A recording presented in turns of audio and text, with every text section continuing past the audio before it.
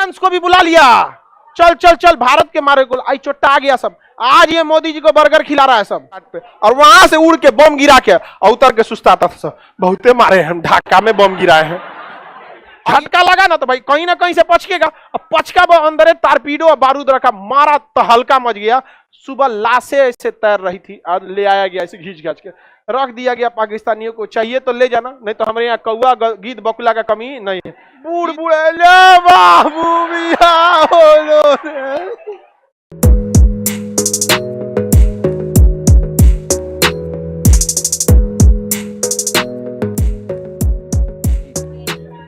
एक पनडुब्बी थी जो पानी के अंदर चलती थी। पनडुब्बी कहां चलती थी? पानी के अंदर। पनडुब्बी हमेशा पानी के अंदर चलते हैं सब, और अंदर अंदर मिसाइल मार देते हैं सब। तो उसका नाम था गाजी, PNS गाजी। वो पनडुब्बी अमेरिका के लिए था, लेकिन अमेरिका भारत से नफरत करता था, इसलिए उसने किसे दिया था? पाकिस्तानी को दिया था। अब उसने टारगेट दिया PNS गाजी को कि तुम निकलो और सीधे जाओ हिंद महासागर होते हुए बंगाल की खाड़ी में, तुम्हें किसी को नहीं मारना है, विक्रांत को मार के गिरा देना।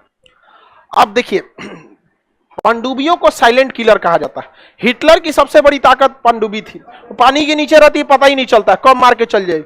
अब भारत को टेंशन हो गया, इससे जुड़ा भी तो मार के गिरा देगा, अब बहुत खतरनाक था। लेकिन इन चोट्टों ने जो बात किया, यहां से जैसे वो केरल को क्रॉस किए थे, तो उन्होंने इनका एक तो रेडियो सिग्नल हमारे इंजीनियरों ने ट्रैक कर लिया। उस पर उन्होंने एक लुब्रिकेंट मांग रहे थे, जो लुब्रिकेंट जो होता है लिक्विड, वो केवल पनडुब्बी में प्रयोग होता है। तो भारत को पहले ही पता चल गया कि PNS गाजी निकल चुकी है। अब मेन खतरा था विक्रांत को बचाना, क्योंकि अगर विक्रांत डूब जाता तो पूरी सेना का मनोबल डूब जाता, क्योंकि इस पूरी सेना का सबसे बड़ा हथियार था INS विक्रांत। इतना बड़ा था कि इसके ऊपर जो पानी वाली जहाज थी और इसके ऊपर एयरपोर्ट बनाया गया था, उस पर एयरफोर्स के जहाज उतरते थे, और उन जहाजों को ये क्या करता था, घाटे लगा देता था ले जाके घाट पे, बांग्लादेश के घाट पे, और वहां से उड़ के बम गिरा के और उतर के सुस्ताता था सब, बहुते मारे हम ढाका में बम गिराए हैं। ये इतना बड़ा था कि ना इसके पास खाने की कमी थी, ना राशन की कमी थी, ना आराम करने के लिए कोई दिक्कत था, ना ही इसके पास कोई भी डीजल पेट्रोल की कमी थी। इतना बड़ा था ही, यहाँ पे यहां से भीगना पहाड़ी तक था, उतना बड़ा, यहाँ पे 200 मीटर इतना लंबा था, यहाँ पर बहुत ज्यादा था। अब बताइए, ये अब दिक्कत था, यहाँ पे इसको गिरा था। अब PNS गाजी के पास क्षमता थी, वो डुबा देता विक्रांत को, विक्रांत नहीं बच पाता, क्योंकि वो अमेरिका का सबसे खतरनाक पनडुब्बी थी। अब भारत सरकार को डर हो गया, तो इसको क्या किया गया ना, विक्रांत को छुपा दिया गया। कहां छुपाया गया किसी को नहीं पता, बस हम आपको इंटरनल बताते हैं कि अंडमान निकोबार में था, बट हम वो नहीं बता सकते आपको कि अंडमान में कहां था, क्योंकि सबके लिए जिम्मेदारी होती है। जैसे आप किसी चीज को जानते हैं, तो आप जानते हैं तो बहुत सारे लोग आपकी बातों को ध्यान नहीं देंगे, ना ही आप बातों को उतना पहुंचा सकते हैं।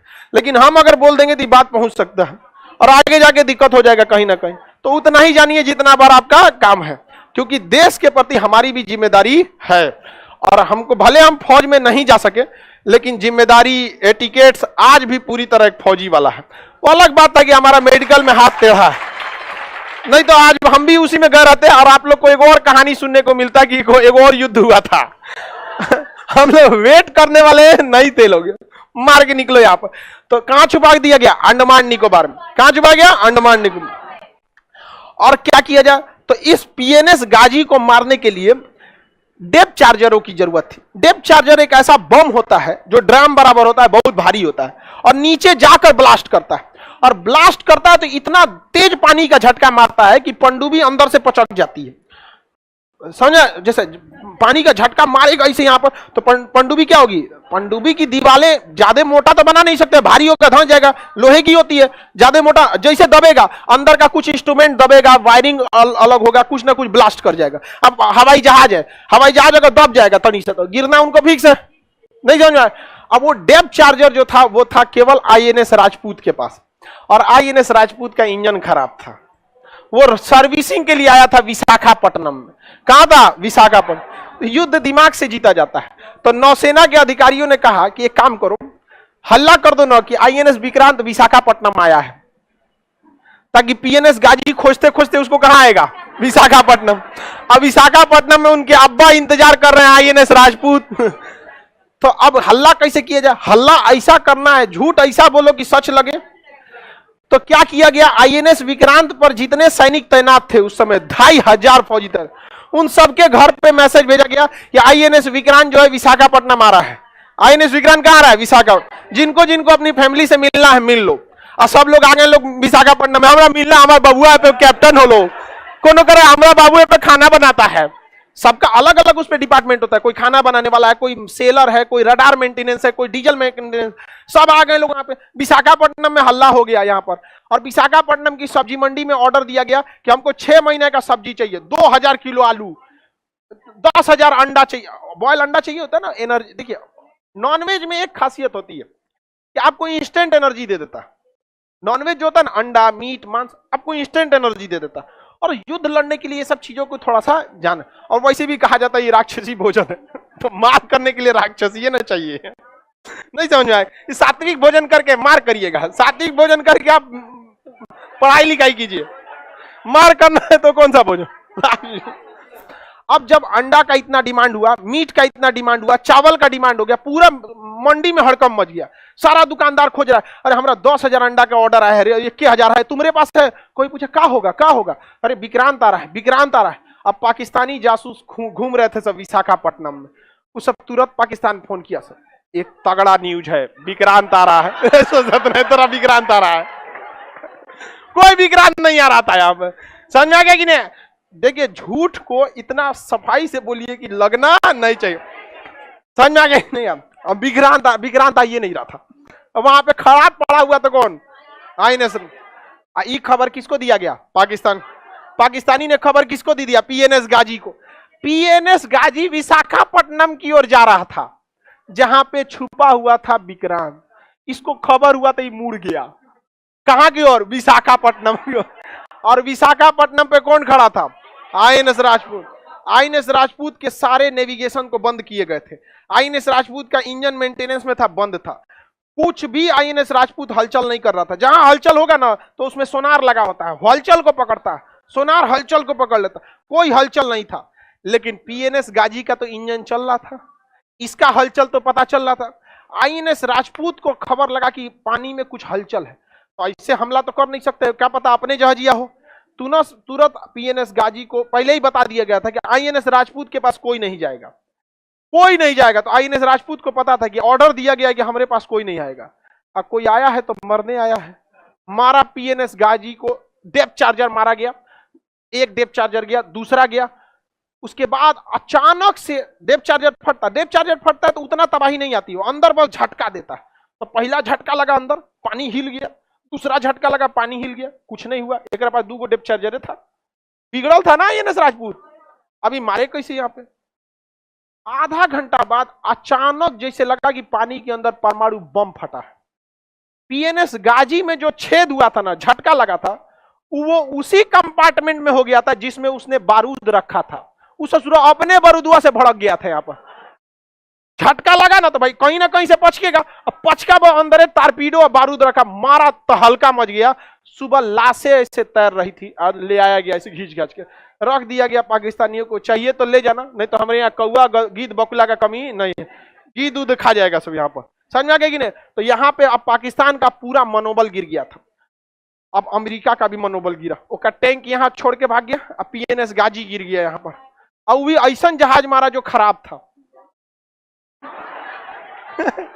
आईएनएस राजपूत खराब था, मार के गिरा दिया यहाँ पर।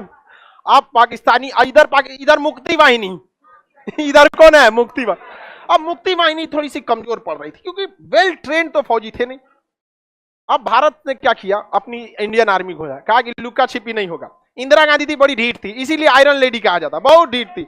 लोगों ने उन्हें समझाया कि कूटनीति डिप्लोमेसी नहीं कहता है, आप मुक्ति वाहिनी को आगे कीजिए, इंडियन आर्मी को पीछे से सपोर्ट कीजिए, कोई क्या कहेगा। इंदिरा गांधी के बाढ़ में जब कोई क्या कहेगा, यहाँ पे हम महिला हैं, हमको इस सबसे मतलब नहीं बनता है, कोई क्या कहेगा, मारो इसको। महिला सबको ज्यादा इफेक्ट नहीं पड़ता है। देखिएगा शादी ब्याह में ना दुल्हा जाएगा तो चावल फेंकते चलेगा, बाबू के बियाह हो लोग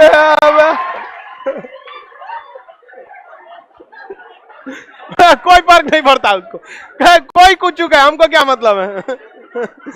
अच्छा बता, आप अपने पिताजी से कहिएगा या चाचा जी से कि बियाह हो रहा है, आप चावल फेंकते जाइए, थमा देगा लोटा आपको, फेंक तो बियाह हो लो निकल। लेकिन महिला सबको, उसे सबको बस अपना टारगेट दिखता है, बबुआ का बियाह हो रहा है, मेरा राग अच्छा है या नहीं है, कोई क्या बूढ़ बूढ़े ले बाबू बियाह हो लो।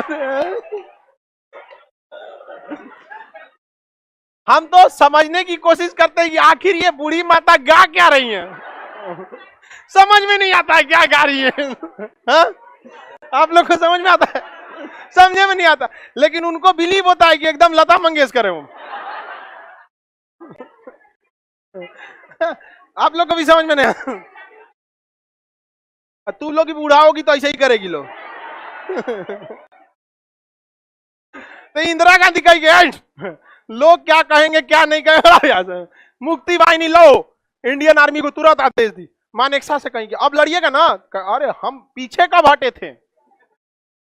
मानेकशा कहेंगे एकदम एक नंबर, घुसा दिया इंडियन आर्मी अंदर। इंडियन आर्मी जो तहलका मचाई जिसका कोई हद नहीं। लेकिन इंडियन आर्मी का मेन मकसद बांग्लादेश को स्वतंत्र कराना था। जो यहाँ पे यहाँ के जो राज्यपाल थे, क्योंकि शेख मुजीबुर रहमान को तो गिरफ्तार कर लिया गया, तो राज्यपाल शासन लग जाता। राज्यपाल जो घर में थे, तो इंडियन आर्मी उनको नाश्ता करने के बहाने बाहर बुलाई और घरवा पे बम गिरा दी और उनको समझाई कि देखिए आपको बाहर निकाल के बम गिरा है। आज जोड़ लिया भाई हमें छोटे। अब बताइए उस इंसान पे कितना बुरा, उसका मनोबल कितना गिर जाएगा जिसको घर से बाहर निकाल के बम गिराई हो। घर देख रहा है कहा घर गिर गया। अब उसकी पत्नी कर यार ये रे चोटा, तू सरेंडर करेगा कि हम तोरा मारे, हम यहाँ पे हम ना मर तो तोरे साथ भाग यहाँ से यहाँ पे। अब भाई राज्यपाल के सरेंडर करने से सरेंडर थोड़ी हो जाता है। अब बिहार के राज्यपाल सरेंडर कर देंगे तो क्या बिहार सरेंडर हो जाएगा? राज्यपाल के हाथ में नहीं होता, लेकिन एक संकेत होता है ना कि तुम्हारा कमांडर गया काम से यहाँ पर। अब वहां पर काम किया सबसे जबरदस्त बीबीसी वालों ने। बीबीसी ये न्यूज वाले हैं सब, बीबीसी वाले ने। देखिए भारत सरकार ने क्या किया, पैरा कमांडोज को उतारा, पैरा कमांडो को। तो पैरा कमांडो जो पैरासूट से उतरते थे सब नाम, उस पैरा कमांडो के बीच में जैसे उतरे लोग तो कीचड़ में फंस जाते थे। तो पैरा कमांडो भी अचानक आके हमला करने के लिए बहुत प्रसिद्ध होते हैं लोग, तो पैरा कमांडो उतारा गया। इसका खबर किसको लग गया? बीबीसी को। अब भारत की एक स्ट्रेटजी थी, पैरासूट से पुतला गिराना था, मतलब सेना नहीं पुतला। आई बीबीसी ने कह दिया कि 5000 कमांडो उतारे गए हैं। हवा से कितने कमांडर उतारे गए? पैरा कमांडो सबसे खतरनाक होते हैं। पूरी इंडियन आर्मी का सबसे खतरनाक पैरा एसएफ कमांडो होते हैं, जो ऑरेंज मैरून कलर का कैप पहनते हैं, पैरा कमांडो। उनका परेड भी अलग होता है। सारे लोग परेड जो करते हैं ना ये कदम ताल पे करते हैं, अब वो नहीं, वो हथियार लेके वो कूद के ऐसे ऐसे उनका परेड होता है। वो कभी चलते नहीं है। पैरा कमांडो कभी भी आप परेड में ऐसे नहीं देखेंगे चलते हुए यहाँ पर, वो हमेशा हथियार लेके ऐसे और ऐसे ऐसे ऐसे ऐसे चलेंगे। जितना दूर जाना है उनको ऐसे ही कूदते जाते हैं। पैरा कमांडो उतारा गया किसको? पैरा एसएफ को, पैरा स्पेशल फोर्सेस को। उतरे थे तो 200-300, बाकी पुतला था, और पुतला भी था तो 250 पुतला था। बीबीसी वाला हल्ला कितना कर दिया? 5000। और बीबीसी इतना बड़ा न्यूज चैनल है ना कि लोगों ने बिलीव कर लिया। पाकिस्तान वाला डर गया, समझा। मुक्ति वाहिनी मार रहा है, इंडियन आर्मी मार रही है, एयरफोर्स मार रही है, नेवी मार रही है, ये बचा था सब 5000 कूद गया। सब किसके घर पे कूदा है सब को इसको क्या पता। अब कोनो घरे का ऊपर का दरवाजा बंद करके भाग गया सब, भाई सीढ़ी वाला बंद कर दो, कूदा है सब 5000। कहाँ है? अब पाकिस्तानी आर्मी का तो हालत खराब हो गया। पाकिस्तान को लगा अब कुछ नहीं हो सकता है। तब ये अपने अब्बा को बुलाया, अमेरिका। अमेरिका को कहा कि हमारी जान बचा लीजिए, आपको जहां सेना का अड्डा कहना होगा हम यहां दे देंगे, यहां दे देंगे। आपका मन, आप हमारे घरे में रहिएगा, हमारे ससुराल में रह जाइएगा, कोई दिक्कत नहीं है।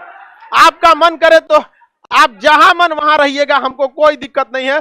हम अपनी पत्नी वाला भी आपको कमरा दे देंगे, चलिए।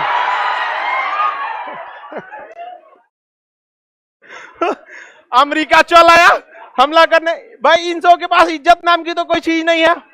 अरे तुमसे लड़ रहे हो, बहादुरी से लड़ो। यहाँ पर हमारे मेजर चांदपुरी को आदेश आया था कि नहीं पीछे हटने के लिए, हटे थे क्या? वो इन चोटों के पास पूरी हार गए थे। कहा हम आपको अड्डा देंगे, सेना का अड्डा, आपको जहां ना रहिए। यहाँ पर अमेरिका को तो पुराना दुश्मनी था भारत से, उसको याद आया था हम्बन टोटा से उसको किसने लतियाया था? भारत। सारा खेल किसका रचा था? अब अमेरिका चल दिया यहां से पेड़ा लेकर अपना युद्ध करने के लिए। कहां से चला था? अमेरिका अपने यहां से चल गया। अमेरिका को बुलाया कौन? कहा कि बांग्लादेश को बचा लीजिए। तो पाकिस्तान अमेरिका यहां से चल दिया अपना बड़का जहाज लेकर, 7वां बेड़ा। कौन सा बेड़ा? हम लोग का जो आईएनएस विक्रांत था ना, उससे डबल बड़ा ये था सातवां बेड़ा। इतना बड़ा जहाज था कि इसके ऊपर 40 ठो उड़ने वाले जहाज आते थे। इसके में परमाणु बम था, परमाणु बम लगा हुआ था। किसमें? सातवां बेड़ा में। और इसके साथ पनडुब्बी, डिस्ट्रॉयर, फ्रिगेट, मतलब ये जब चला था तो अपने साथ 30 से 35 पानी वाली जहाजों को लेके चला था। ये अकेले चलता ही नहीं था, इतना खतरनाक चल दिया सातवां बेड़ा लेके यहां पर। अब भारत का हालत खराब, ये अकेले युद्ध का गेम पलट देता। पूरे इराक को ये अकेले हरा दिया था सातवां बेड़ा, अकेला गेम पलट देता इसका परमाणु बम से लेकर। और दूसरा एक बात और होता है ना, देखिए गांव का बहुत बड़ा दबंग आदमी आपको एक तमाचा मारेगा ना तो आप बस कंप्रोमाइज करिएगा, आप पलट के उसको नहीं मारते हैं। और ये सबसे बड़ी गलती हो जाती है। पलट के मजबूत इंसान को कभी नहीं मारना चाहिए। अब मारना चाहिए तो एक बार में उठना नहीं चाहिए, वो एक बार में अगर उठना नहीं चाहिए उसको, कभी भी नहीं, कितना भी बड़ा रहे यहाँ पे एक बार में उठना नहीं चाहिए। कहियो कुछ मार दो ससुरात, लेकिन एक बार में। भारत ने कहा कि कुछ भी हो जाए सातवां बेड़ा आओ, मानते हैं कि नहीं लड़ पाएंगे तुमसे क्योंकि हमारे पास उस समय टेक्नोलॉजी नहीं, मारेंगे तो तुमको हम पक्का। ये चोट्टा अमेरिका ब्रिटेन को भी बुला लिया, चल चल चल मारे के हो लोग, चल चल चल चल। फ्रांस को भी बुला लिया, चल चल चल भारत के मारे को। आई चोट्टा आ गया सब। आज ये मोदी जी को बर्गर खिला रहा है सब, समझ में आ गया कि नहीं? पिज्जा खिलाता है सब, लेकिन ये चोट्टे मारने आए थे सब हम लोग को। इतिहास कोई भूल जाए, हम ना भूलने वाले हैं, कभी नहीं भूलना चाहिए इतिहास। ये हम मानते हैं कि हम लोग भी लिट्टे का मतलब हुआ था, युद्ध में सब कुछ दिया जाता, लेकिन अमेरिका भी शरीफ नहीं है। युद्ध में कोई अंतरराष्ट्रीय रिलेशन में हम लोग को देश देखना है, शराफत नहीं, समझ में आ गया ना? सब आया था सब मिल के मारने। इंदिरा गांधी का तो हालत खराब हो गया। इन्होंने कहा रसिया को, याद है कुछ? गइलो हमारा हालत खराब, ये सब लेके आई। चोट्टा बहुत कमीना होता है सब। पहले अमेरिका आएगा, फिर ब्रिटेन आएगा, फिर फ्रांस आएगा, उसके 29 देश आ जाएंगे सब नाटो सेना लेकर।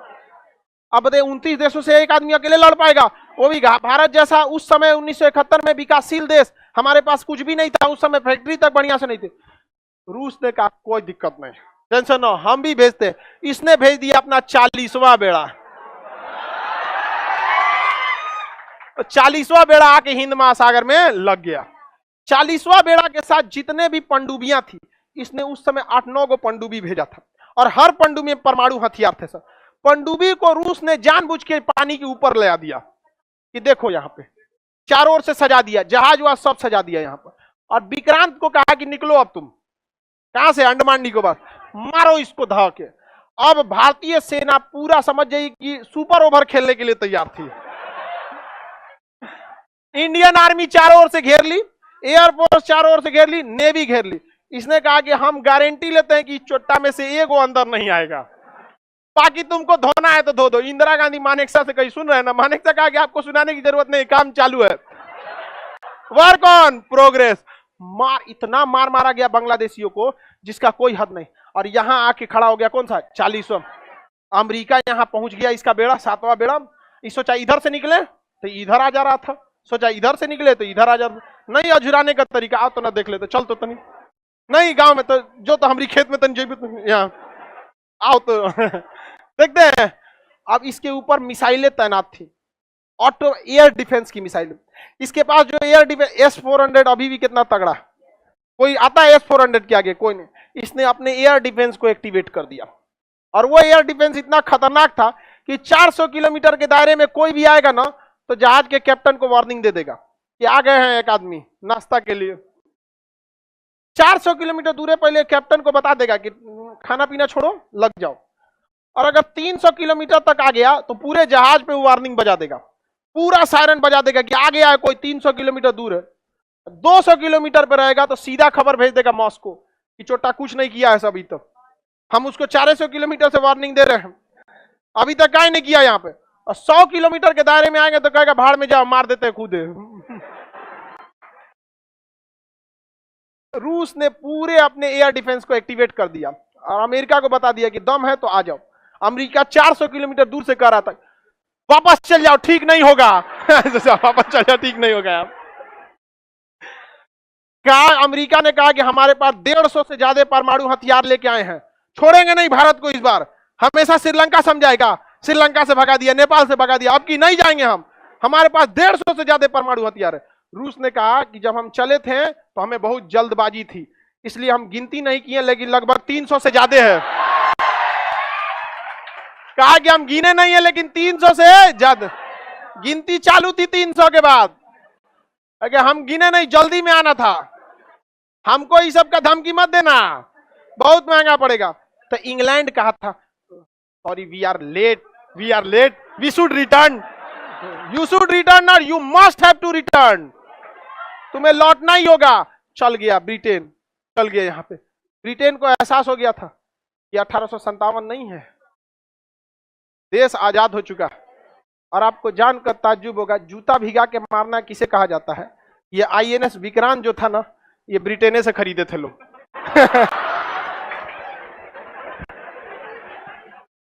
भर रास्ता अमेरिका ब्रिटेन को घर आया था।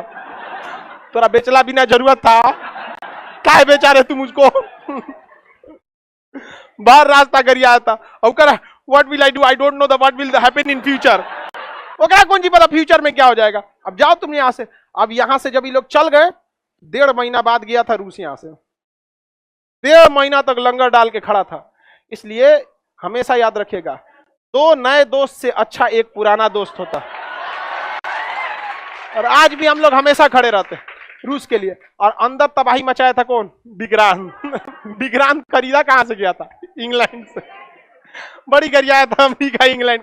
इसलिए देखिएगा, जल्दी अमेरिका वगैरह बड़ा हथियार भारत को बेचना नहीं चाहते हैं।